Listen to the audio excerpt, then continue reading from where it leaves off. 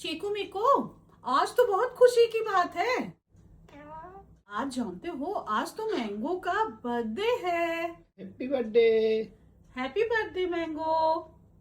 और गाइस, आज रात 9 बजे मैंगो, ट्वीटी, चीकू और हम सभी लाइव आएंगे और मैंगो का केक कट करवाएंगे और आप लोगों से मिलवाएंगे, ढेर सारी बातें करेंगे, है ना चीकू मीकू?